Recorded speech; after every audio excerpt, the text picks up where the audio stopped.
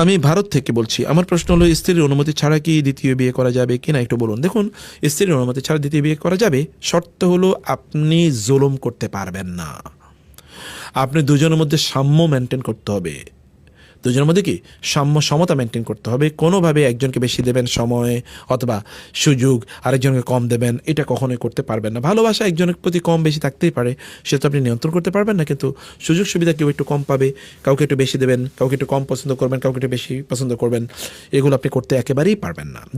এটা 2 নম্বর। 3 নম্বর বিষয় হচ্ছে যে আপনি ওই বিয়েটাও অন্যদিকে গোপনে অভিসার, যেটাকে আমরা বলছি, বা গোপন প্রেম অথবা ধরুন পরকীয়া, এই টাইপে করতে পারবেন না। ওই বিয়েটাও আপনি জানিয়ে করতে হবে ওই অঞ্চলের বা ওনাদের আত্মীয়স্বজনকে, বা বিয়ের যত ধরনের নিয়ম নীতি আছে সেগুলোকে মেনটেন করে আপনাকে সেটি করতে হবে। আর চতুর্থ বিষয় হচ্ছে যে আপনার প্রথম স্ত্রীকে যদি জানালে কোনো প্রবলেম না হয় তাহলে জানিয়ে করুন, আর যদি প্রবলেম হয় তাহলে তো আপনার অধিকার আছেই করার, কারণ আল্লাহ তাআলা আপনাকে অনুমতি দিয়েছেন ইনশাআল্লাহ।